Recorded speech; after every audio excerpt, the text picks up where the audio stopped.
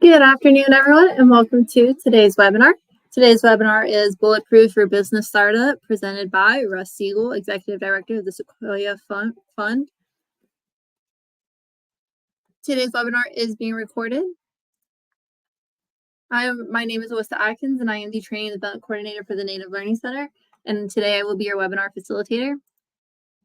Just a quick disclaimer before we get started, this webinar provides a summary of fundamental concepts, requirements, and/or procedures within the allotted 90 minutes. The material discussed does not illustrate all possible scenarios that could be applicable. The materials are protected by copyright, trademark, trade secret, and other intellectual property laws and treaties. The terms permit you to use the site solely for your personal, non-commercial use only. You may print or save copies of the site solely for your personal, non-commercial use. You may not distribute, transfer, transmit, copy, upload, download, post, publish, display, perform, modify, or otherwise create derivative works from any of the materials without the Seminole Tribe's prior written consent. Now, if you look at your screen, it should look similar to mine. At the very top of the screen, you're going to see a hand. With that hand, you can raise hand, agree, disagree, applaud, laugh, or step away. Now, if you look at the bottom of your screen, you will see a box that says files. Here you will find any handouts or appendix items included in today's presentation. Please feel free to download a copy for yourself. Simply click the item you would like to download, then click the arrow pointing downwards to download and save onto your device. Once the item is downloaded, it should appear in your device's download section. The second box labeled web links is where you will find our survey about today's webinar, along with the links to join our email list and any other links that will be seen throughout today's presentation.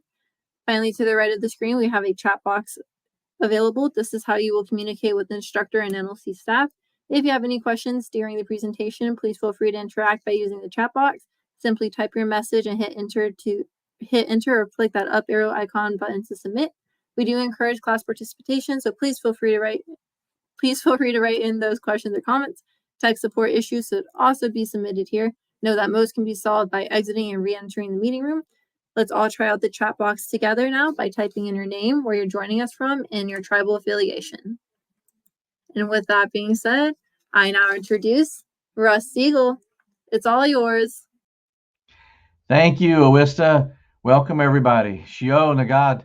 Hope everyone's doing well today. We have a lot of information to cover. You'll find that the slides today are very content rich. There's a lot of information there. So I want you to be sure to download the PDF version of today's presentation. You can have that to refer back to at any time. Also, make sure you do download the participant worksheets. I'm going to be referring to those a few times as we go through our time together here in about the next hour and a half. And these do not mirror the slides. There's some information in here, not really information, but just a place for you to take some notes, make a plan on how to bulletproof your startup.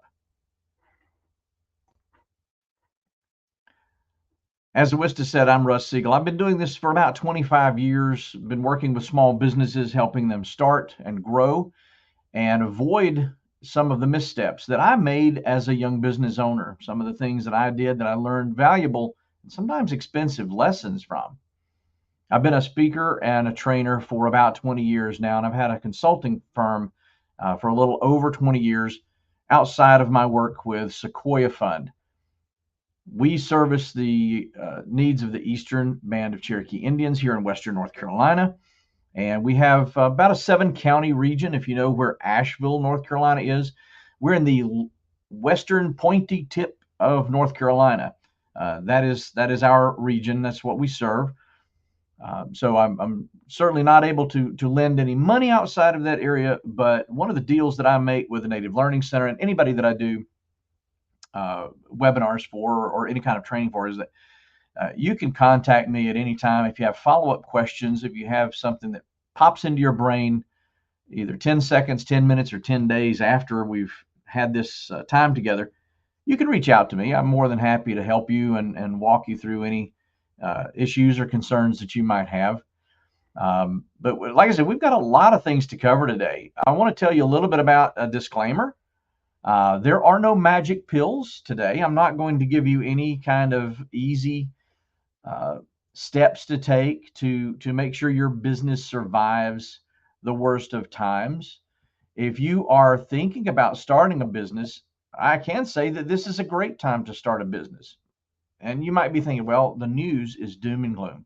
All I ever hear in the news is inflation, this, high interest rates, that, and yeah, and probably one of the best things you can do as you get ready to start your business is just to turn off the nightly news, turn off the news in general, so that you can go into what a lot of people are calling today monk mode. Monk mode is just you're focused on one thing. You kind of get off social media, you get away from the news, you get away from the doom and gloom, and you start focusing on how to build your business. And the information I'm going to give you today is going to help you do that in a way that helps you weather the worst of times. There are some things that we know from history. And I'm going to share some of those with you today. Some things that have happened in the past, even back in the Great Depression, lessons that we can carry forward today. But one of the things we know is that businesses that get started in a tough economy, it doesn't have to be the Great Depression or a Great Recession. It can just be a tough economy. Businesses that start under these conditions typically outlast those that start at the top of the mountain. Those that start when things are great and everybody is, as we say in my neck of the woods, fat and happy. When things are going great, it's so much easier to just start throwing money at problems, throw some spaghetti against the wall and see if it looks like art. When things are tough, you start to become acutely aware of the limited resources you have and how you have to use those limited resources in order to make the most of them, to make them stretch. You have to be aware of the decisions you're making and the effects they can have on your business. Are the decisions you're making going to be sound decisions that help set you up for long-term success? When times are good, maybe you can make a decision, maybe you can place a bet on a product or a service or a market or a customer that if it works out, great. If it doesn't, well, it's no big loss. In a tough economy, you may not have the freedom to make those kinds of bets. You have to be very careful. So what we're going to talk about today is a little history and a little bit of looking into the future, but I'm going to give you some concrete things that you can do, whether you've already started your business or whether you're just starting out or even thinking about starting out. If you apply these principles to your business, it will be a stronger business. It will last longer. And the dirty little secret about small business is for business owners, your business becomes your retirement account. If you have something of value that you've built, you can sell it. You can sell it to your employees. You can sell it to another company. You can sell it to another buyer, somebody who will buy this business at some point from you and say, this is worth a lot of money. Let me give you money for this. And you go and retire and have a good time. That is what we want, but that's not always what happens. And what I see happen too often is that businesses that even survive the worst of times, they maybe go through the ups and the downs of the economic cycles. Maybe they survive local events. Maybe a road gets rerouted around them. Maybe a competitor comes to town. There are all kinds of things that can happen there. But let's say they survive a long time and then they realize, hey, I'm ready to retire. But I've not done this the right way. I've not made my business bulletproof, so I don't really have anything of value here. I'm just going to close the doors and walk away. In fact, last weekend I saw a sign on a door in a nearby town. We were having a little staycation. We stopped by a soda fountain that was in an old drugstore, and I was looking forward to going into this place. I'd heard about their great cheeseburgers and hot dogs and shakes and malts and things. And there was a sign on the door that said, we've decided to retire. We've closed. Well, if you have a bulletproof business, you don't just walk away. You get to walk away with money because bulletproof businesses are worth more. So if you're going to have a bulletproof business at the end, something that you can count on as your retirement or as a legacy that you leave your children or something like that, you have to start it out the right way. You have to put the armor on the business from day one. So I'm sorry, there are no easy pills to take for this one. It's going to be hard work, but if you are willing to do the hard work, you're going to come out ahead. In fact, we don't even know who to attribute this quotation to. It's attributed actually to a student in a business class, I think in Florida somewhere. But nobody knows the name of the person, but the professor wrote it down after class. And it's one of my favorite definitions of entrepreneurship. And the definition goes like this: entrepreneurship is living a few years of your life like no one else will, so you can live the rest of your life like no one else can. Let me say that again. Entrepreneurship is living a few years of your life like no one else will, so that you can live the rest of your life like no one else can. If you're willing to put in the hard work and do the things that we talk about today, it is going to be hard, but then it gets easier, and it gets easier over the long term. Rather than having to get up every morning and reinvent the wheel, you've got a bulletproof business that can take whatever comes your way. Let's dig in. Let's put a little perspective on things, because no matter what we hear in the news, look, if it bleeds, it leads, right? That's an old journalism saying, that they're only going to put the worst of the worst in the news, because a story about a cute puppy dog being saved from under someone's porch or out of a drainage ditch, yeah, that's great news, but that's not going to lead the evening news. That's not going to lead any kind of news story. It's not going to be on the front page of any newspaper. It's going to be the disastrous things. It's going to be the worst of the worst that gets the headlines. But we're not in the worst of the worst. Yes, we have friends and family. If you're sitting around the dinner table, everybody has a political view. Everybody has a view on. It's funny, when the economy's bad, everybody becomes an economist, right? When gas prices go up, everybody becomes a petroleum economist. When airline prices go up, everybody becomes a travel economist. But here's the reality. Today, our unemployment sits at 3.7%. This is the weirdest time in history, by the way. We have historic low unemployment, but yet that's paired with historically kind of average labor participation rates. This is why you see so many help wanted signs in the windows. This is why you go into restaurants and they say, we can't seat you, we don't have enough help, or we're just having to close today because we don't have anybody who wanted to show up for work. It's a very weird time, but overall, we are seeing labor participation is up. Unemployment is at a historic low. 10 years ago, it was at 5.6, and we thought 10 years ago was fantastic. 1982, it was 16.2% unemployment, but during the Great Depression, 1 in 3 people were without a job. And at that time, there was no unemployment, there was no minimum wage, there was no safety net to catch those people who fell out of the system. Now, I grew up in Western North Carolina. We didn't know. I mean, when I say we, my forebears, my great grandparents, my grandparents, they didn't know they were poor. They were so poor they didn't know how poor they were, but they survived. And I'm going to tell you some good news that came out of the Great Depression. But the banking system completely collapsed between 1930 and 1933. If you had $20 in a bank or in a savings and loan, and you went to get that $20 out, it wasn't there. There was no government funded FDIC to protect your deposits. There was nothing there. So we had runs on the banks. People took what they could. The banks closed.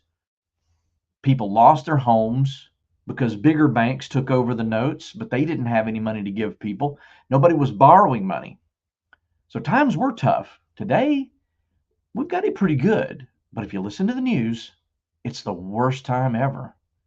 Let's not fall for that. Let's talk about instead the companies that made it. Let's talk about the companies that you've probably heard of, some that you probably haven't. But these are companies that did well weathering the Great Depression.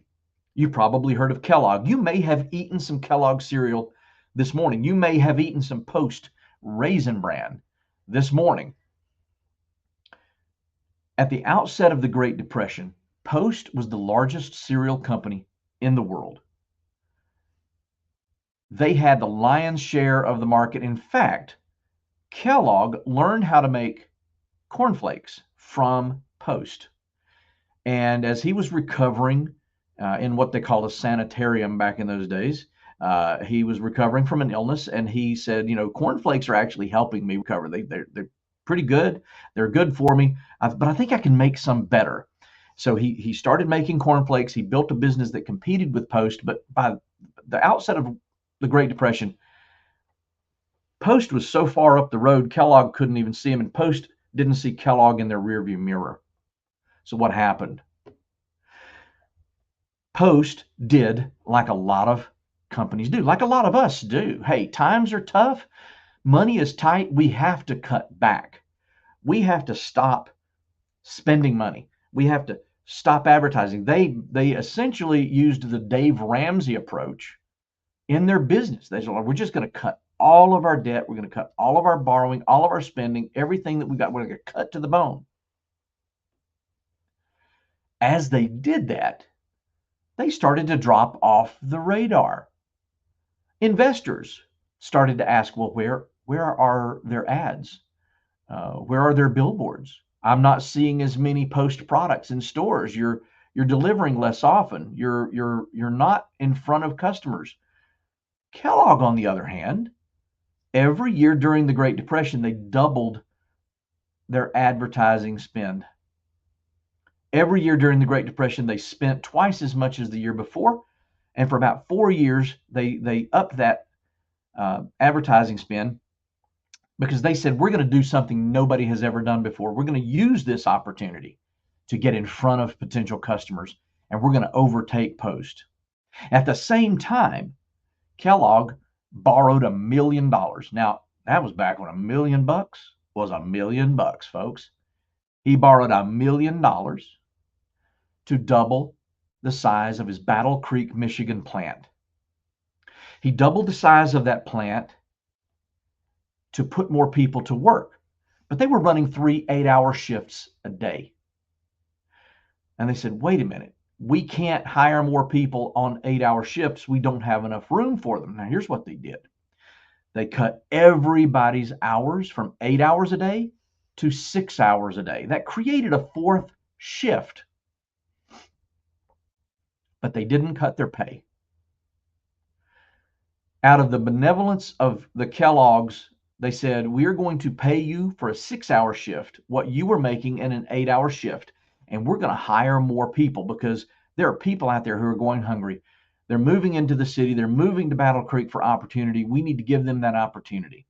So not only were they visible to the public in terms of their marketing and their product development and their advertising, they started to get a reputation for their benevolence, that they were hiring people, that they were putting people to work, that they were improving lives, and they were keeping families fed. Since the Great Depression, they have never been in the number 2 spot. Kellogg overtook Post and became the number 1 cereal company in the world, and they've never looked back because they did something no one else was willing to do. Rather than hunker down, they ran out and said, let's do what we've got to do to grow. They ran out from behind that rock and they took a chance. Procter & Gamble did the same thing. You probably have several P&G products in your home right now, whether it's Tide detergent or something like that. You've got Procter & Gamble products in your home. Almost everyone does. It's almost inescapable. And if the product doesn't say Procter & Gamble, it's probably owned by one of Procter & Gamble's many subsidiaries. During the Great Depression, and here's a little lesson that we've learned from even the worst of times. No matter how bad the economy gets, we know that people are going to pay money to look good. They're going to get their hair, their nails done. They're going to wear the nicest clothes they can because that makes us feel good. They're going to pay money to eat well. So when you have a little bit of money, in the Great Depression, maybe they only ate meat once a week, but when they ate meat, they enjoyed it. They had good meat. We're gonna look good. We're gonna eat well, and we're going to be entertained. We'll get a little bit into the entertainment here in just a moment. But Procter & Gamble At that time, in the early 1930s, late 1920s, the average advertisement on the radio, and radio was a new technology, the average advertisement was 15 to 20 minutes long. We didn't have 15-second commercials, 30-second commercials back then. We had infomercials. Basically, they were just 15 to 20-minute infomercials on the radio, and that was a great time for the person who's listening to the radio to get up, go make a sandwich, go to the restroom, do something to get away. So people were actually looking for ways to get away from advertising. At the beginning of the Great Depression, Procter & Gamble said, what are people going to do? They're going to eat well, they're going to look good, and they're going to be entertained. Let's entertain them. There's this myth that during the Great Depression, nobody spent money on anything. And it's not true. For 8 of the 10 years of the core during the Great Depression, spending was up. Spending went up year over year. For 8 of the 10 years that made up what we call the Great Depression, or the core of the Great Depression. And what did people spend money on? Well, when they had money, they bought a radio. They would save up their money and they would buy a radio, because in those days it was a piece of furniture. It was something that the entire family could gather around, listen to, have some family time, be entertained. Procter & Gamble doubled their advertising spend every year during the Great Depression.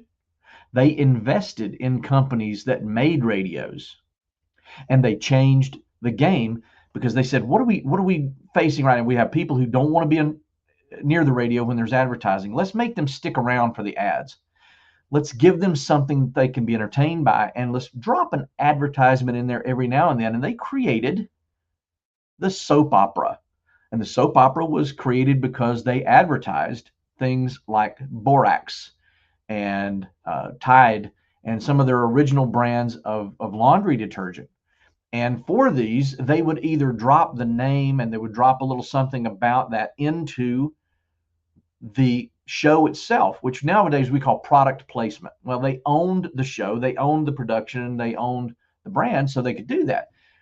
When they did a commercial, they said, let's keep it really short. Let's put out a message that grabs people, and let's do it in about 30 seconds to 1 minute. And then let's move back to the show. Let's keep them entertained. Let's keep them in front of the radio. And that's what they did. Procter & Gamble became one of the largest companies in the world by taking a chance. In fact, 2 of the largest growth industries during the Great Depression, from 1930 to about 1958, was radios and advertising. When people had money, that's what they bought. And when companies had money, that's what they did. Now, you may never have heard A.E. Schmidt. You may never have heard of that company. That company got bought up years ago, many years ago, by the Brunswick Company. Now, you may have heard of Brunswick. Brunswick makes, they build bowling alleys and all the equipment for bowling alleys. They make bowling balls. They also make billiard equipment. They got their start in the billiards because they bought A.E. Schmidt. A.E. Schmidt, at the beginning of the Great Depression, was the best and the biggest billiard table company in the world. They made some ornate billiard tables. If you wanted a pool table and you had some money back then, you bought a Schmidt. But what happened when people had no money? They quit buying pool tables. Yes, they would spend a relatively smaller amount on a radio, but they were not going to fill their home with a pool table. It just didn't make any sense. So Schmidt looked around and they said, wait a minute. We can't sell pool tables. Nobody's going to buy these things. We're going to go out of business. Rather than saying, oh, woe is me, woe is us, things are bad, we gotta quit, let's close the doors, they started to look around at their talents and their opportunities, their strengths and their opportunities. We do SWOT analysis these days: strengths, weaknesses, opportunities, and threats. They started looking at the strengths that they had as a company. They started looking at the talents in their labor pool, and they started looking at the opportunities out there. And they said, wait a minute, we've got people who can sell billiard tables. That means they can sell. Why don't we have them sell something else? So they started selling janitorial supplies. They started selling janitorial. I mean, they sold everything from toilet paper to toilet seats to toilet brushes. They were selling janitorial supplies, and they had a really good business in the janitorial supply. And they said, we'll bide our time. When the market rebounds and people start buying billiard tables, we'll go back into billiard tables. But they didn't wait. They did not wait for the Great Depression to end before they took advantage of that. During the Great Depression, the federal government created WPA, or Work Projects Administration camps, and they also created what are called CCC camps,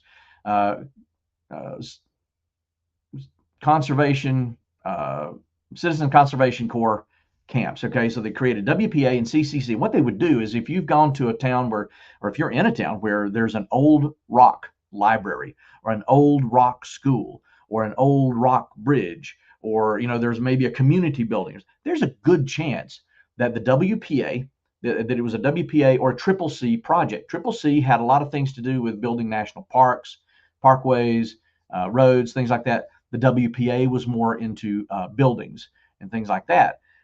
So a lot of these projects were so well built that they are still around today. A lot of them are historic sites and historic buildings today. These were staffed by young, able-bodied men. And the federal government started complaining that the problem in these camps was that you would take a group of young men out into the middle of nowhere to do work, and they would work hard all day. But then at night, they had nothing to do. And they did two things. They drank and they fought. And this affected their productivity and their morale. So A.E. Schmidt contacted the Roosevelt White House and said, we have a solution. We can help these projects be more productive. We would like for the federal government to buy a pool table for every one of these locations. And the Roosevelt White House thought, this is a great idea. Let's do that. So they bought one, and they ended all the bickering, the fighting. Yes, there was still drinking and smoking and carousing, but there wasn't as much fighting because now they could play pool. They were entertained, and this built tremendous goodwill among these workers. Because when the Depression was over and all of these young men were sent back home, or sent off to war, as the case may be, most of them were sent back home in the 30s. When they had money later in life and they wanted a nice pool table, what did they buy? They bought a Schmidt. So it built tremendous goodwill with the public through government pool table acquisitions. Crane Paper used to make some of the finest stationery and really, really nice fiber-based papers and things like that. Well, guess what, folks? They still do. But during the Great Depression, nobody was buying fine stationery. Nobody was buying beautiful, expensive letterhead for their companies. People were cutting back. Crane Paper started to look at their strengths and their opportunities, and they said, what do we do better than anybody else in the world? We make paper better than anybody else in the world. They went to the federal government and they said, not only are economic times really bad, but when things get bad, people take measures into their own hands to make money. Like literally make money. Because people were counterfeiting dollar bills, $20 bills. Counterfeiting became a growth industry. Because if you didn't have a job where you could go make some cash, you needed to go make some cash. And Crane said, what if we could help you by designing bills that were hard, almost impossible to counterfeit? And the federal government liked that, because the more counterfeit bills there were in circulation, the less value the real money had.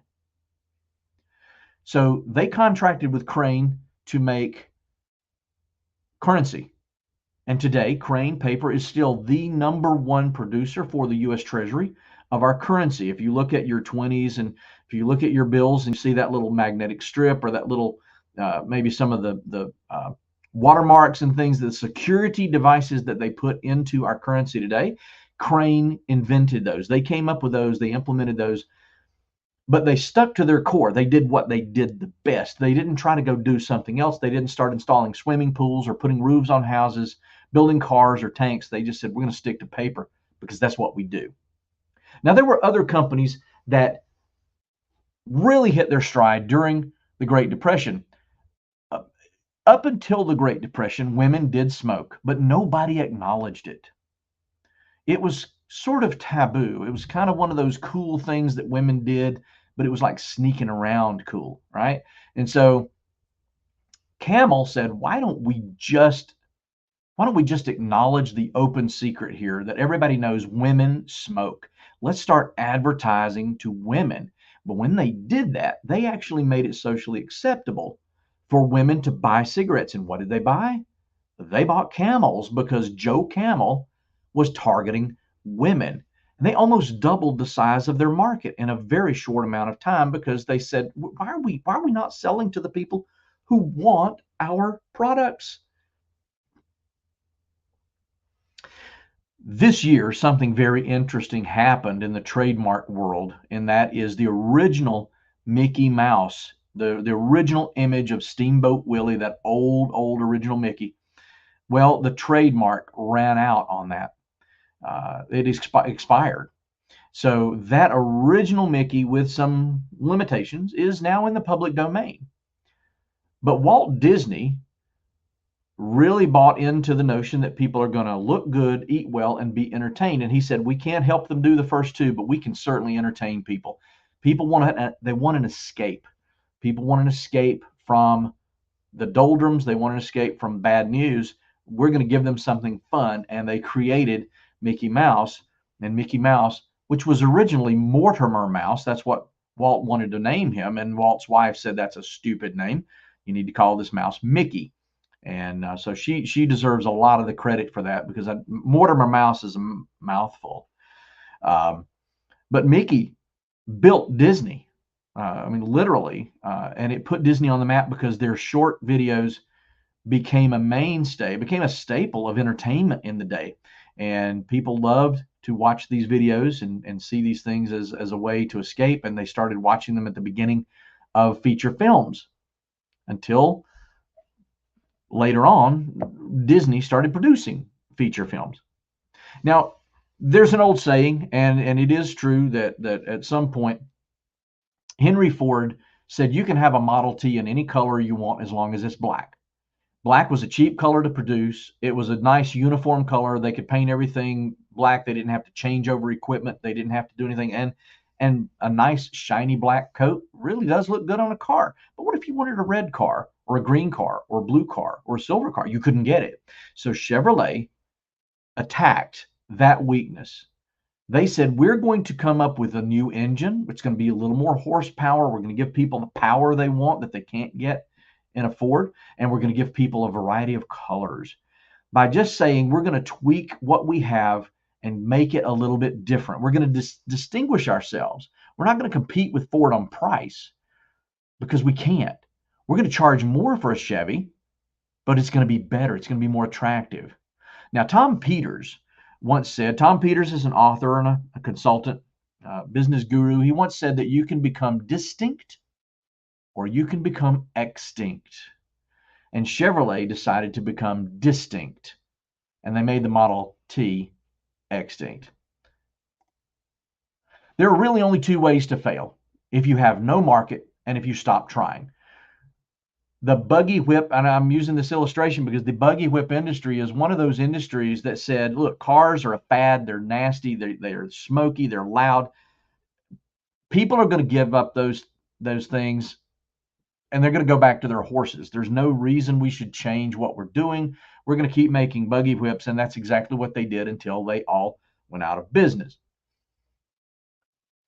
Now, depending on the source that you read, because there are many variations, so the number really doesn't matter here. But Thomas Edison is credited with saying, in trying to find a light bulb filament that worked, that lasted, that would burn for a long time, he said, I have not found 700 ways. I've not failed 700 times. I've found 700 ways that didn't work. And every time he tried, he got closer to success. Now that's 700. There are sources that will say 300. There are sources that will say 7,000. Don't pay attention to the number. Pay attention to the fact that we've got to keep trying, because every failure we have gets us closer to success. If this business that you're thinking about starting does not work, don't throw in the towel. Do not be my parents. They started a clothing store back in the 70s. They sold blue jeans and jean jackets and everything denim. And they had great products. They had a really good location, but they were terrible business owners. Don't let one failure set you back. So Ichiro Honda, founder of Honda Motor Company, said success is 99% failure.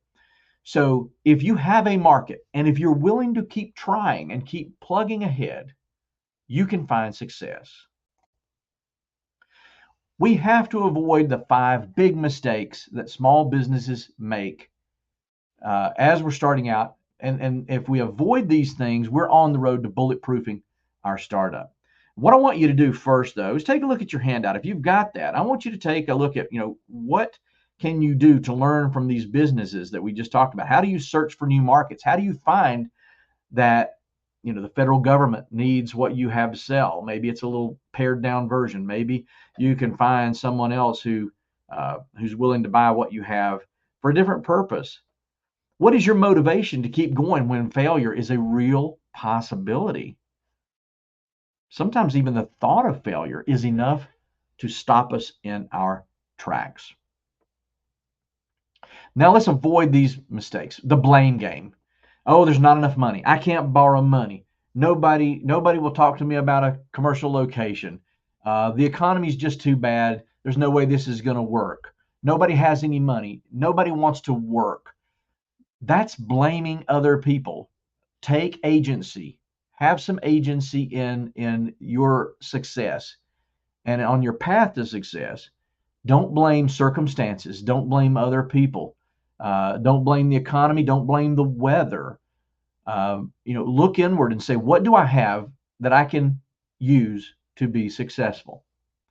Unfounded panic is one of the things. Again, the news will get us stirred up. Events will get us stirred up. Now, my mother is a world-class worrier. We live in North Carolina. I have a daughter who lives in Tennessee. I have another daughter who lives in Iowa. There can be a tornado in Oklahoma, and my mother will call my daughter and ask her if she's okay in Iowa, because there have been tornadoes in Iowa. She connects all those things and she starts to panic. But that costs a lot of energy. When we see things, instead of saying, oh, this is going to cause me to fail, we need to look at threats and say, how can we turn that into an opportunity? How can we turn this potential disaster into an opportunity? So my daughter is very kind to her grandmother. She says, Nana, that was hundreds of miles away from me. We're okay. There's not even a cloud in the sky here in Iowa. Everything's okay. But unfounded panic can cause us to unnecessarily worry and expend a lot of energy and time when we don't need to. Defensive posture. When we start thinking about how do we start this business on a shoestring, well, let's think about a defensive posture. A defensive posture might be, I don't have enough money for advertising, so I'm going to rely on Facebook posts alone. I'm going to rely on Instagram posts alone, or I'm going to rely on TikTok alone. I'm not going to spend any money to try to put my business out there and make people aware of me. We can hunker down and we can use all the free stuff in the world, and there's nothing wrong with the free stuff. But if we rely on that, we're playing defense, and it gets to be very limiting for us. But on the other end, blind optimism is just as dangerous. Saying, it's the little voice in your ear that says, this business idea is so good, It will never fail. Go ahead and sign that 50-year lease. You're okay. Well, no, I wouldn't advise that either. A lot of businesses, as we get started, especially if there are rough times or if there's a shift to an extremely good opportunity, we don't just bulletproof our business against bad times. We need to bulletproof our business against the unforeseen great opportunities that might hit us once in a lifetime. Because taking advantage of that one big customer that eats up all of our resources could doom us to failure. We've got to stick to our fundamentals. Run your business like a business. Don't put all your eggs in one basket. Don't get depressed over one setback. Don't get too happy over one big opportunity. Stay focused on your fundamentals of your product, of your service, of delivering good stuff, managing your money well, set back a little bit for a rainy day. Those are the kinds of things that are going to keep you plugging ahead, bulletproof for years. So let's talk about defensive versus offensive posture. Defensive posture means that we're going to hunker down and hide, just like Post cereal did. We're going to get off the radar because if people see us, they might want to buy something. That might cost us money if we have to make it. Offensive posture is a PR blitz.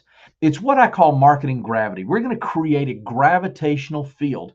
We're going to use Facebook. We're going to use Instagram, TikTok, X, the artist formerly known as Twitter. We're going to use old-fashioned billboards and advertising, whatever it takes to get our customers' attention wherever they are. And we're going to create this gravitational field that pulls customers to us. And that PR blitz is going to include articles, newspaper articles. It's going to include trying to get on the 6 o'clock news as the expert in your field, whatever that is.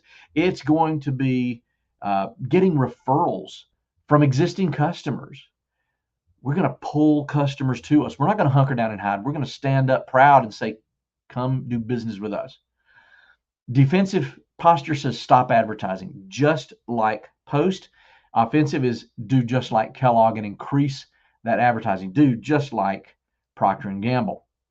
A defensive posture is we fire staff. Oh, we don't need these people. Well, I'm going to date myself a little bit, but you can see there's some gray in the beard there. In the early 90s, AT&T went through a round of layoffs, and they laid off about 200,000 people in one fell swoop. And yes, that cut some costs.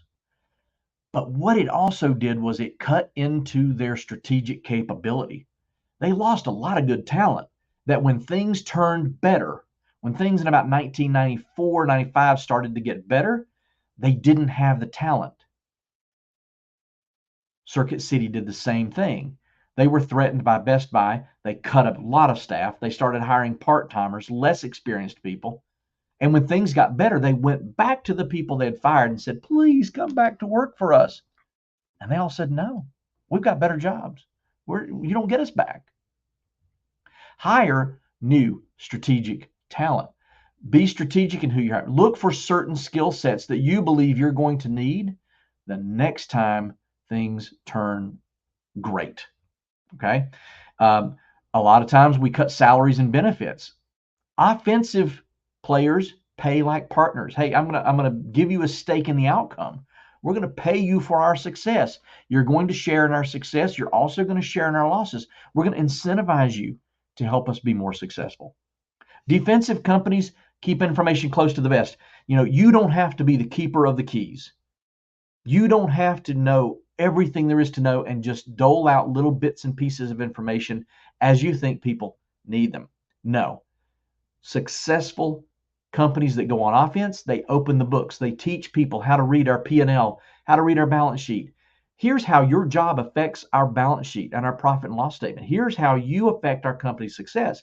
And the more you know, the more you can treat this business like your own, and the more you can have a say in our success. Defensive companies, let's hold our own. Let's not do anything. Let's just avoid risk. Now in football, some of you may be familiar with the prevent defense. Well, a prevent defense only prevents winning.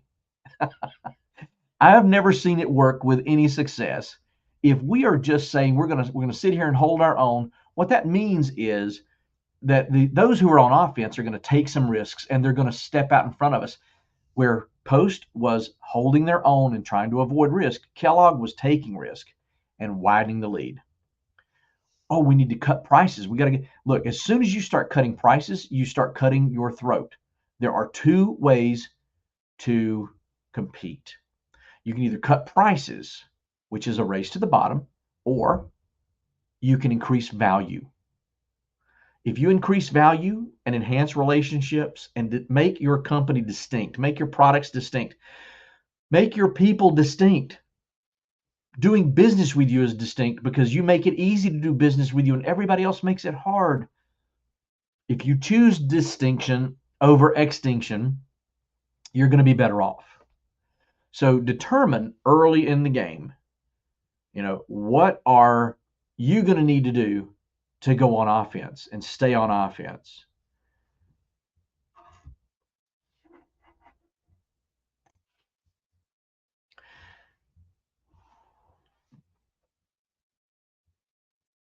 This is really talking about turning your ship around because you might see the graphic there. If you remember, there was a ship that was stuck in the Suez Canal, and it really snarled world trade for a while. About 25% of all goods that move around the world eventually go through the Suez Canal. That's a huge, huge percentage. And so when this happened, they tried for weeks. We got to turn this ship around. Well, it's easier to go ahead and navigate a straight path as you plan your business than it is to try to dig this ship out of the mud and get it back on a straight path. To do this, we have to be dedicated to communication.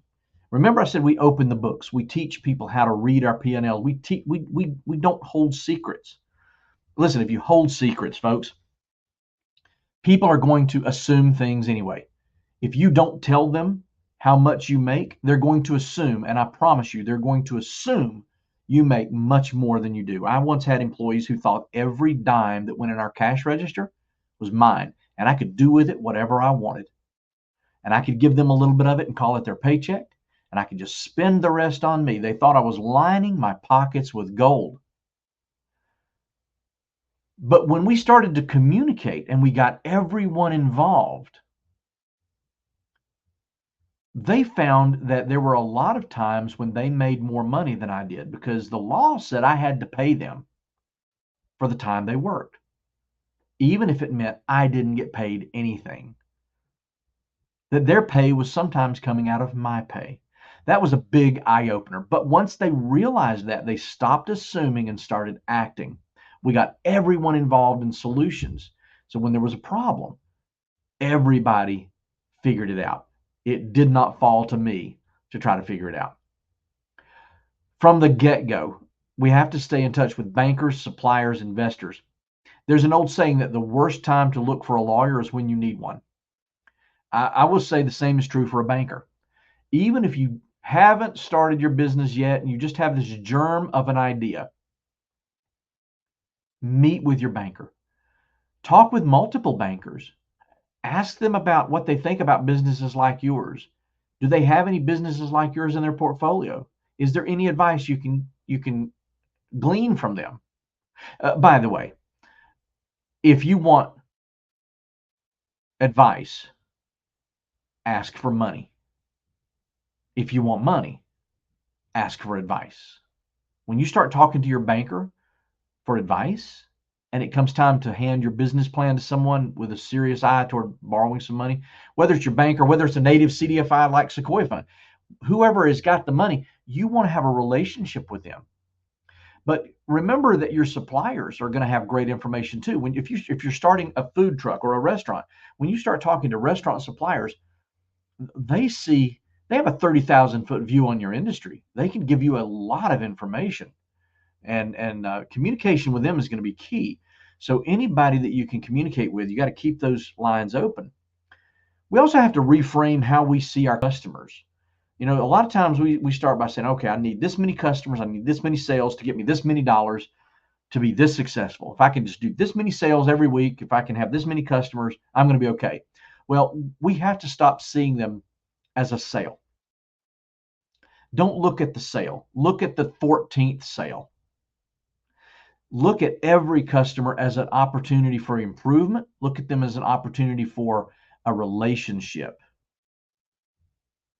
And if you do that, you're going to be able to build your business in a bulletproof way, because those customers are not going to run away from you when things get tough. If you make a mistake, if you drop the ball, they're going to give you a chance.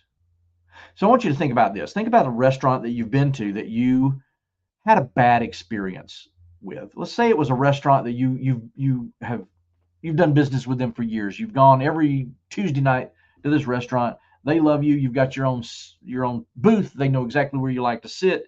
They have a bad day. Do you cut them off? Do you just say, I'm never going back? Probably not, because you have a relationship. You're willing to give them the benefit of the doubt that, hey, they just weren't on their game tonight. Now, if it starts to happen on a regular basis, that's a different conversation. But we're willing to give the benefit of the doubt to people and businesses with which we have a relationship. If you go to a restaurant for the very first time and the service is slow, the staff is grumpy, the food is not that great, you are less likely to give them another chance. So we have to be in the relationship building business. Now, there's a part of your worksheet here that asks for, what are your communication strengths? What are your weaknesses? This is where you need to get brutally honest with yourself. No one is going to check your homework. I'm not going to ask for answers here. But you need to be brutally honest with you. What are your communication strengths and weaknesses? How do you improve those weaknesses? How do you fix that? And then I want you to think about your customers' top 2 to 3 sources of pain. What do they not like about your industry? What do they not like about businesses like yours? What do they not like about your competitors? What is causing them some irritation? And how do you address those? What are their top 2 to 3 desires? What are the things they want most? They just can't find. Now, this doesn't have to be a product or service. This could be, your competitor's got everything I want, but I really, really would like to have it in a week instead of 2 weeks, or I'd like to be able to get it overnight instead of in 3 days. Well, could you fulfill that desire? Could you make that pain go away? Could you help them be happy? If you can do that, you are selling what everyone else in the world sells if you're successful. It doesn't matter what business you're in. It doesn't matter what product you have or service you offer. We all sell the same 2 things. We sell a solution to a problem, and we sell a good feeling. We fix the pain, and we fulfill the desires. If you can answer these questions at the bottom of page 1 in your handout, you are well on your way to a bulletproof business, because a lot of businesses think about me, me, me. This is a product I like. This is what I like doing. I'm just in this for me. Now, if you think about it from the standpoint of your customers, you're going to be much more successful. Sell the problem you solve. Customers don't know what they need often. Sometimes we do. Sometimes we walk into Lowe's or Home Depot or Menards and we say, I need this thing that looks like this, that goes on this other thing that looks like that. And somebody says, oh, yeah, I think I know what you're talking about. Steve Jobs said, customers don't know what they need. We have to create what they want before they know they want it. Did we know we needed an iPhone? Did we know we needed an iPod to put 1,000 songs in our pocket? We didn't know we needed that. We were perfectly happy with our CD players and our vinyl records and our 8 tracks. Oh, I'm getting older and older. He created something that was so appealing, it created demand. Henry Ford once said that he couldn't ask his customers what they wanted, because if he did, they would just say faster horses. They would never say a car. Our customers see symptoms, but you can find the source of the disease and you can cure it. That's selling the problem you solve. Now, what do I mean by sell the problem you solve? A decent company can sell a solution to a problem. Okay, that's a good company does that. You're hurting, here's a pill. A bulletproof company can sell the problem. You're hurting and you don't know it. I'll give you an example. I feel fine. I don't look great, but and you only have to look at this little picture. You don't get to look at the moving picture. It's a face made for radio. But I feel fine. And I go to the doctor and I say, Doctor, I feel fine. Every now and then I get this pain in my chest. And my doctor says, well, you may have acid reflux, but you may also have a heart problem because you're overweight and you're not eating right and you're not exercising. Now, I don't want to hear that. That's not what I want to hear. But what he says next is what I do want to hear. He says, we can fix that. If you want your chest pains to go away, let's start you on some omeprazole or some Prilosec or something like that. Let's see if we can get your acid reflux down. He said, but here's a plan for you to eat better and exercise more. You know, I'm not just hearing that I'm fat and ugly. I'm hearing that there's a problem I didn't realize I may have. I never thought I could have heart disease or heart problem. Oh, okay. I need to know that. He sells me on the problem. He doesn't sell me on the symptoms. I already know I have a symptom. So if we can sell the problem, then we can sell the cure. We need to look for ways to free up and accelerate cash. A lot of businesses say, well, I'm going to open up a Christmas shop. I'm going to have Christmas decorations and ornaments and all kinds of things for Christmas. And I pick on Christmas shops a lot because this time of year is when they're stocking up for next year, but they never seem to sell their inventory all the way down. So a Christmas shop that starts out one year is now going to be a Christmas shop plus a storage unit next year, and maybe a Christmas shop plus a storage unit plus somebody's attic next year plus the basement the next year. You see where I'm going? So inventory is fun to look at. It is not fun to pay for. It is not fun to insure. It is not fun to relocate, to move, to have to track and keep up with. So we want to find ways to free up our inventory. If you have inventory that's not moving, you need a plan from day one on how to get rid of that inventory, how to move that out, and how to deal with receivables. If people owe you money, it is not a sin to ask them to pay you the money they owe. It is confrontation. And a lot of people say, well, I don't want confrontation. Well, if you don't want confrontation, don't have receivables. You can say, we accept credit cards, we accept cash, but we will not carry this debt for you because that's just going to create a lot of heartache for all of us. I don't want to come chasing you down for debt. But if you can find ways to minimize your inventories and your receivables, again, if you have a plan for that in your business plan, you're going to be ahead of the game. There is what I call a healthy startup fear. Now, companies of all shapes and sizes have at one time felt the healthy startup fear. This is the feeling you get in the pit of your gut when you wake up in the morning and you think, I'm really excited about writing some more on my business plan today, but it's kind of scary. It's kind of scary. I don't know about this. Well, what we want is we want somebody to give us permission. We're looking for family. We're looking for friends to just give us that pat on the back and say, keep going. This is a good idea. You got this. All right. But we embrace that startup fear because that startup fear is what motivates us and says, okay, if I'm brewing beer, I've got to sell this many glasses of beer, gallons of beer, barrels of beer. I got to sell all this beer, truckloads of beer just to break even. I've got to do this to make money. In fact, I use beer as an example because there's a local brewery, and I've talked with her a couple of times, and she's been in business now almost 15 years, and she still every day gets up with that healthy startup fear. She wakes up and she says, how much beer do I have to sell today to hit my break-even point, and so I can start making money and I can survive another day? She has a long-term objective. She knows where her business is headed, but she also focuses on what does she have to do that day. That is a healthy startup fear. Don't run from that startup fear. If you're thinking about this business, think of it in terms of an exciting opportunity, not a fearful something to dread. As you get started, think about aligning your finances with your objectives. And one of the things we see here at Sequoia Fund very often is that somebody starts a business with a credit card. Yep, you can do it. Have I done it? Yep, I've done it. Do I recommend it? Absolutely not.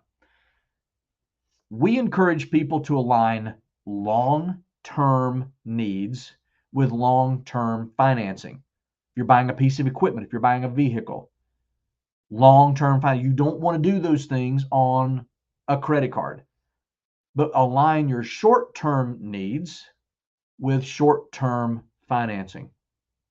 Sometimes we'll do a loan for somebody to build out an empty retail space. We'll give them money for their furniture, their fixtures, their equipment, for their inventory, but the inventory is a separate loan. Why? Because I don't want them paying us in 10 years for something they sold the first day they opened their business. And that's what happens when we misalign our financing and our objectives. Long-term stuff gets long-term money. Short-term stuff gets short-term money. From day one, and you've probably heard this, a lot of people say, if you're going to start a business, pay yourself first. Well, that's easier said than done. But you should do something, even if you only take $1 and put it in a separate bank account. Start socking away some cash reserves, because there's going to be a time when you need them. You're going to have an emergency.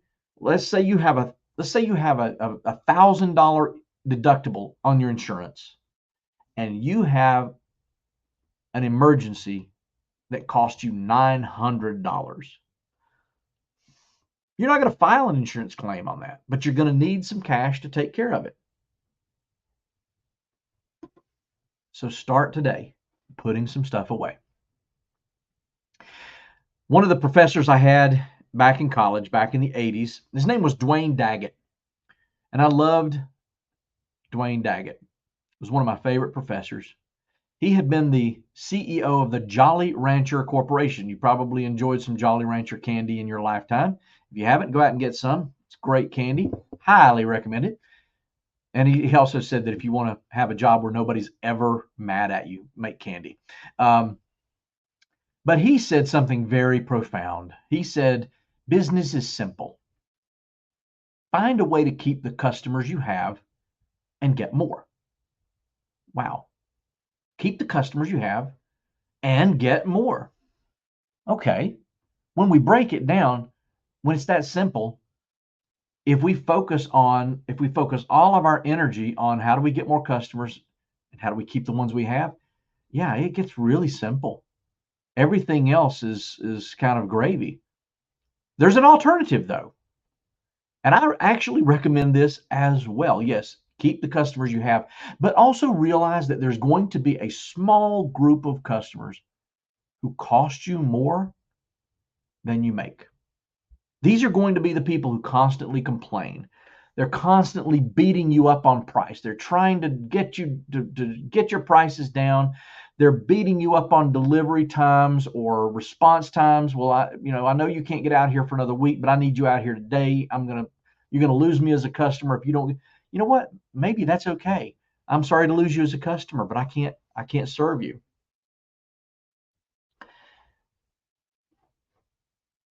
I am a licensed wedding officiant. And one of the things that I have realized about weddings is that whenever I do a wedding, I get 3 to 5 referrals, because everybody who's getting married seems to know somebody who's getting married. The same thing happens if you sell baby products, or if you're having a baby, you probably know somebody else who's having a baby. Well, if you're starting a business, there's a pretty good chance that you're going to run into some other people who are starting a business. What you want to do is you want to find out who else out there does what you do. so that if you fire a customer, you don't have to get nasty about it. You can say something very constructive like, I don't think we're able to take care of you the way you deserve to be taken care of. I would like to make a referral and see if we can align you with another provider who can take better care of you. Because if you do graphic design, if you do t-shirt printing, if you make candy, whatever it is that you do, there's probably somebody in the business who's a little newer at the business. They're a little hungrier. They're willing to take on that customer that is just on your last nerve. They're costing you time, they're costing you money, they're costing you energy, and maybe they're yelling at your employees and they're costing you employees. Offload them to someone else, because someone newer, a little bit hungrier, they're willing to take them, and it might be a much better fit for the customer. So instead of making someone mad, you've made a couple of friends. So just think about that. But again, this is one of those things that you need to plan from day one. Who am I going to refer people to if I need to offload a customer? And it may not be that you're having to fire a customer. It may be that you want to keep a customer, but you can't take care of that customer right now because of other obligations. If you can refer them to someone else, chances are, if you've got a good relationship with them, they're going to come back to you. You're not going to lose them forever. And you can call a friend and say, hey, I need to send a customer of mine to you. I want them back. They're a great customer, but I'm going to be on vacation for 2 weeks. I'm not going to be able to handle this. Can you do this? Sure. Happy to do it. And now you've made a couple of friends. And don't do like me. Don't ignore your physical health. I know that sounds awful preachy, and I don't want to be that guy. But if you're ignoring your physical health as you get your business started, it's only going to get worse once you get in the thick of it. Once you start losing sleep over payroll, over suppliers that are not delivering on time, over a water heater that burst in the middle of the night and flooded some of your inventory, there's going to be all kinds of things to worry about. And it's going to be easier to deal with if you take care of your health, get plenty of sleep, eat right, drink water, et cetera, all those good things. So again, on this worksheet that you have, what do you need to do to keep the customers you have? What do you need to get more customers? And what's going to set your business apart from the competition? What's going to set you apart? What makes you distinct? Well, how to set us apart. We're going to have to go the extra mile. Paula Abdul said there's no traffic on the extra mile. We need to be all about training. Go get training. Get people who work for you. Get them lots of training. Be all about people development.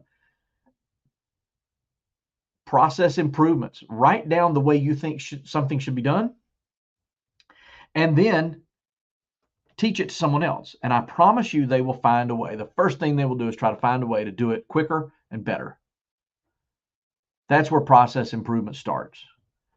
We need to be, again, strategic about our recruiting and hiring. Don't just hire warm bodies. And there used to be a joke that some companies just will hold a mirror up to people's face. And if they fog the mirror, that means they're breathing, they're hired. Don't do that. Hire the right people, the right skill sets, and most of all, the right personalities. Hire people who are trainable, who are going to fit in with your work culture and be a part of the team. Engineer your business for fewer employees. I know people who are running very successful businesses with a van and a computer and a cell phone. In fact, I've got there's a young man on the other end of the state who I met several years ago. He runs a very successful car detailing business, and everything he does is on his mobile phone.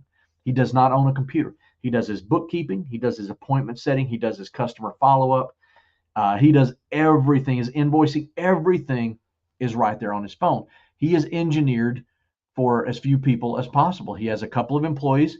He sends them out in their own vans, and they work in two-person teams, but that's all he needs. He doesn't need a big office staff. Look at what your marketing message will be. You want to be consistent. When you design a logo, when you design a website, when you design brochures, flyers, t-shirts, mugs, whatever it is that you're going to be selling or giving away, if it's got your name on it, you want to have some brand consistency. You don't want there to be one logo on this and another logo on that. You want everything to look the same so that people start to recognize your brand whenever they see it. If you go to a Chamber of Commerce event, if you go to a small business development event, If you go to something like RES out in Las Vegas, the Reservation Economic Summit, you want to have brand consistency so that people look at your brand and they say, oh yeah, I remember seeing you here last year. I remember seeing you here at the last event, right? It makes it easier to refer you to other people. Professionalism and service orientation are a must. This is part of your marketing message. If your competitor is showing up in a van that has no muffler and they look like they just rolled out of bed and with mussy hair, and they're smoking a cigar as they wander into the customer's store or house or whatever, and you show up with a nice clean uniform and a nice clean van, that's just one example of how you're going to set yourself apart. We had a hurricane come through years ago, and I know if you're in Florida that I could be talking about any year, but here in North Carolina, we get our share. And Hurricane Ivan came through years ago, and I just wanted somebody to come and inspect our roof. I thought there might be some roof damage. It was going to be 6 weeks before anybody would even talk to me about scheduling a roof inspection. So I told my wife, I said, I'm thinking about starting a roofing company. She said, you know nothing about roofing. I said, I know how to hire people and I know how to answer a phone and I know how to estimate jobs. So we'll get it done. I ended up not doing that. Her better judgment got a hold of me and stopped me. But just to be able to pick up the phone and say, we are so busy right now, we cannot get to you for X number of days. Can we go ahead and put you on the schedule? Rather than just not answering the phone, it's a whole different service level. Remember, you don't have to have laser light parades and Disney parades and all this stuff to be noticeable to your customers. You just have to take that extra step that maybe nobody else in your business is doing. Now, on your worksheet, you're going to see my business model is currently 1-to-1, 1-to-few, 1-to-many. If we start thinking about a craft model, that's one-off thinking. I'm going to have to reinvent the wheel every day. I'm going to make a custom product. Now, there's nothing wrong with this. Let me preface all this to say, if you're an artist, everything you do is going to be based on the craft model. If you carve masks, if you carve flutes, if you make drums, if you weave, if you make skirts, I've got people here in our office. They're always taking pottery courses, learning how to make better pottery. They teach sewing classes on how to do ribbon skirts and things like that. There's nothing wrong with the craft model. Just understand that there are limitations. You're probably going to have few formal systems or processes. The work is going to be done by you. It's going to be between you and a customer. And it's going to limit your growth. My grandfather was a barber for 67 years, and he had limited growth potential. You can only cut so much hair. But if you start to think about a franchise model, this is a multi-unit thinking. Is there something here that I can standardize? Maybe I'm not an artist, but maybe I'm installing swimming pools. Maybe I'm selling clothing. Maybe I'm designing clothing. What can I do that starts to standardize so that I can move to a one-to-many model? I want to start selling my product to many people at a time rather than just this one-to-one transaction, so that I can predict some growth potential here. If you have a pizza restaurant, you're going to have, you don't have to be a quote unquote franchise. You don't have to be a franchise to be a pizza restaurant. But if you have that way of thinking, you're not thinking about your one pizza restaurant. You're thinking, how do I build this pizza restaurant as if it were number 25 in my chain? How would the 25th unit look like versus my first unit? You begin with the end in mind. How's that going to look? Work your way toward that. A bulletproof business, you want to protect yourself. You want to have the right legal structure, and I'm not here to advise you on legal structure, but I'm going to tell you that one of the most important conversations you can have is going to be with your attorney and with your accountant. You want to talk to both of them because they're going to help advise you on the proper legal structure for your type of business. Spend an hour with each of them. It may not even take an hour with each of them, but it's going to be time well spent. Remember that if you are a sole proprietor, you're in business, one person selling a product or service, attempting to make a profit, you are a sole proprietor by definition. Very low complexity, but it also exposes you to pretty high risk. If you're a corporation, you've got a lot of paperwork burden. You've got to keep up with a lot of things. You have to report to the government on certain things. There are certain tax regulations that you fall under that a sole proprietor doesn't. There are certain tax forms you have to file. It has much higher complexity, but it lowers your personal risk. This is why you want to talk to professionals who can give you the right advice, because you don't want to have, say, a restaurant where people are eating your food and you happen to be a sole proprietor. Because if they get sick and they sue you, they can take everything. They can take your house, they can take your car, they can take your retirement account, your kids' college savings fund, everything. You know, as far as your legal structure goes, you want to play by the rules or you're going to get burned. And I see so many people try to take shortcuts around this. That is not a bulletproof mindset. Do it the right way. Go ahead and set it up from the get-go to be the right way. And business insurance. Listen, insurance is not worth a dime until you need it. Make sure you get the right insurance.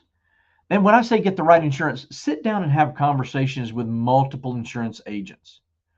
Talk to them about what type of insurance you need. You want to protect your customers, your employee, your furniture, fixtures, equipment, your inventory. You want to protect everything. And that might mean that, let's say you've got water pipes running through your business. Do you need a separate policy to cover water and gas pipes?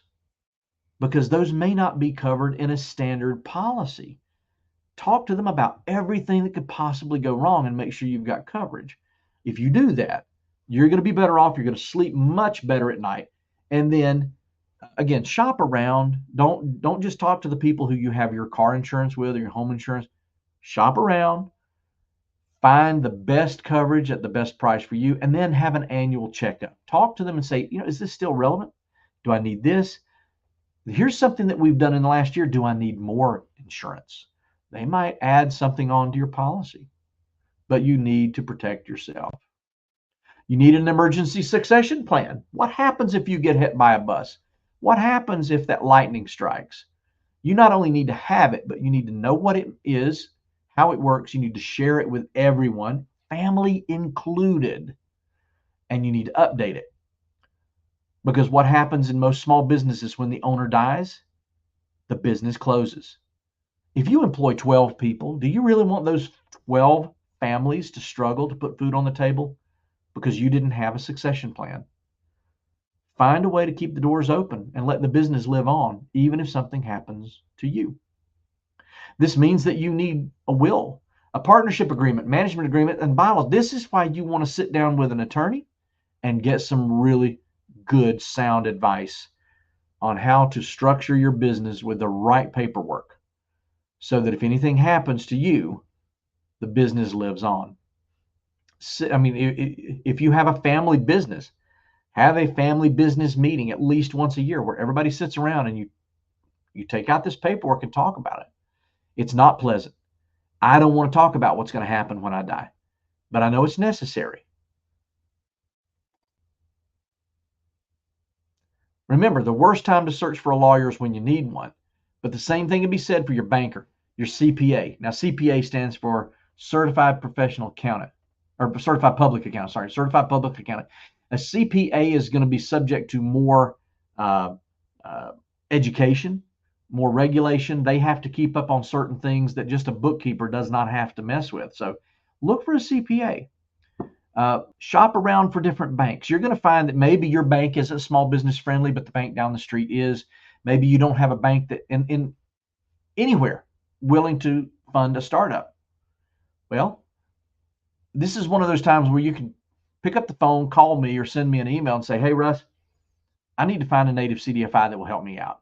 I am here, but I'm not finding a native CDFI around me. I can help point you in the right direction.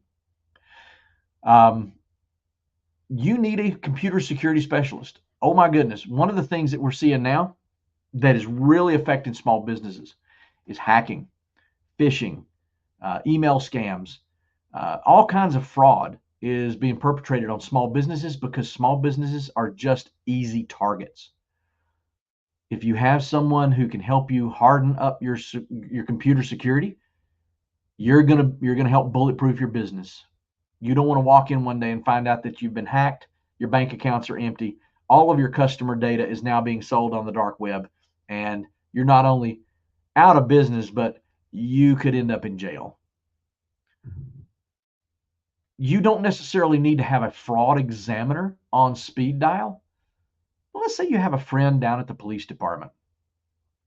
Might be worth asking, hey, Fred, hey, Margie, does the police department have a certified fraud examiner on the payroll? Do you guys know? I mean, I'm just, in case I ever need something like that, I don't want to be the victim of fraud, but do you guys have anybody like that? Chances are the local police department will know who to point you toward if you are the victim of a financial fraud. Let's say someone inside your company starts to steal from you. You might not have a way to find that out, and you want to talk to a fraud examiner. You also need an HR professional, because if you hire one person, look, not only are humans messy, human resources paperwork is messy.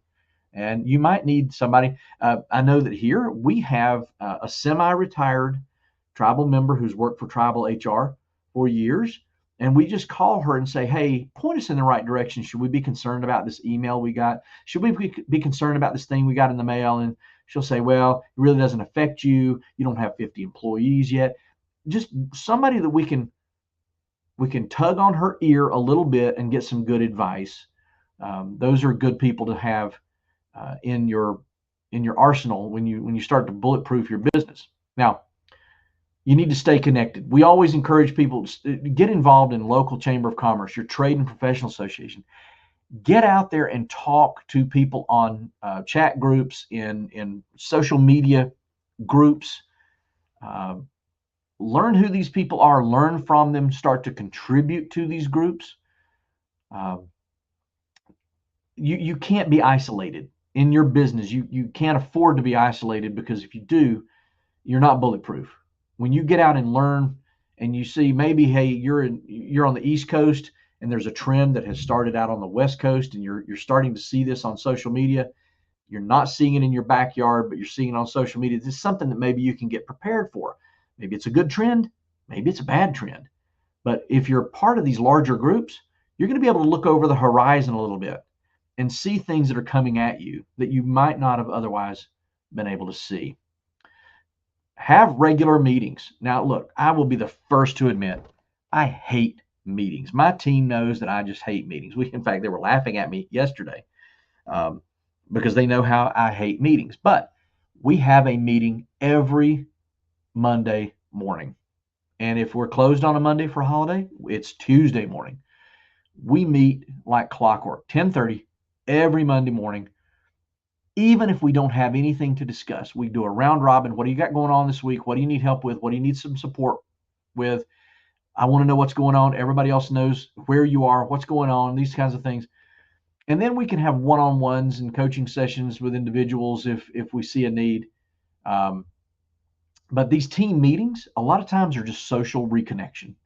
We had a long weekend. What happened? Where did everybody go? What did everybody do? Let's reconnect as a team. Let's reconnect as a family. These things help us be bulletproof. When I talk with other organizations that they don't know their coworkers' kids' names, they don't know their coworkers' anniversary or birthday, we celebrate these things here. We make it a big deal. So that's part of the bulletproof process. Meet with your suppliers, with your bankers. In fact, last week we had an annual meeting with our bankers. We call it the relationship meeting. We sat for an hour and we discussed deep banking related issues that we're going to have to deal with this year. And they said, here's some of the compliance issues we're dealing with as a bank. This is how it's going to affect you. Here's how we can help. Talk to your landlord. Talk to the people who matter in your business, even if they're on the periphery. These are people who are going to help you, and they can be part of your team. Remember, I said opening the books. That's a process that's not for everyone, but if you can teach your employees your financials and involve them in the decisions, they're going to start thinking and acting like owners. They're going to start thinking about how can they help you rather than how can they just get their piece of the pie and go home. If we stay focused on developing people, and if we understand that turnover is going to cost us a lot of money, we're going to put processes in place to make sure that we hire the right people, that we keep them happy, and that we keep them productive, and we help them develop. Happy people don't leave happy places. And don't get so happy that you lose sight of productivity. But you also need to know the prevailing wages for competitive skills. We don't compete with other nonprofits. We compete with banks. We compete with the tribe and the tribal finance department, which pays really well, which means we have to pay a little bit higher than average for nonprofits in our area. So know what the prevailing wages are. Even if the minimum wage is lower, it really doesn't matter. If everybody's paying $25 an hour and the minimum wage in your area is $7.25 or $7.35, that minimum wage doesn't matter. You got to pay what everybody else is paying to get the best people. We are not going back to 2019. We are not going back to before COVID. COVID broke parts of our economy, but COVID also forced us to get stronger in other ways. This is not a great resignation or a great reset. You've probably heard those. This is just a recalibration. We have just been set on a new path. We've got to get comfortable with not the new normal, but the no normal. We've got to get comfortable in some chaos. Just realize that that healthy startup fear that you have as a new business is actually an asset to you. It's going to help you. Don't think that a small wound is going to get better on its own, because small cuts get infected. That little toothache you have is not going to go away on its own. In business, we've got to attack small problems immediately. Attack the little fires before they become big fires. But don't just stomp out the little fire. Let's figure out how to keep those little fires from cropping up again and again. Don't think about cost cuts. Do not be post-cereal. Think about new markets. Be Kellogg. Don't defend the status quo. This is the way we've always done it. This is the way we have to do it. Remember, it's not a new normal. It's a no normal. If we're defending the status quo, we're not sitting still. We're moving backward. Experiment with things. Try something new. Evaluate how it went. Implement the new version and then repeat. When it gets good, repeat it. This is a process that you can use for continuous improvement through your business. And again, bulletproof businesses don't do this when things turn bad or when they get in trouble. Bulletproof businesses do this by design from day one. I'm going to stop here. We've got 3 minutes. I'm not seeing any questions pop up in the chat. If you have questions, we're going to be here as Awista goes through our post-webinar survey and some things that she's got for us. But if you have any questions, go ahead and put those. I'll be monitoring the chat, and I'll be happy to answer any questions you have. As always, thank you, Russ. That was a wonderful webinar. As Russ mentioned earlier, I just launched the feedback. Please let him know what you thought of today's webinar. It is anonymous, so please don't hold back. Our next webinar is going to be February 28th. It is going to be Tribal Housing Procurement Forum, finally a training for you, presented by Marie Bonville, Tribal Housing and Education Consultant. It will be at 2 p.m. Eastern, 1 p.m. Central, 12 p.m. Mountain, 11 a.m. Pacific, and 10 a.m. Alaska time. As always, registration is free, so please don't forget to register. You can access this recording you can access this recording and all of our other recordings on our website at www.nativelearningcenter.com. It is under the recorded webinar Cathedra tab. If you have a hard time finding this webinar or any other webinar recording, please feel free to email myself, and I'd be more than happy to help you find that recording. Don't forget to check out our upcoming events on LinkedIn, Instagram, Facebook, and Twitter. We also have a podcast titled Hope Thing, a Native American Podcast, and you can find that on Apple Podcasts, Spotify, Google Podcasts, and Simplecast. And we're also in Pandora. Thank you once again for joining us for today's webinar. We greatly appreciate everyone, and we would love to know your feedback, so please don't forget to fill that out. I hope everyone has a wonderful day, and thank you again, Russ. It was an incredible webinar. Thank you so much, Awista. Look forward to seeing you again soon. Absolutely. See everyone back here next week.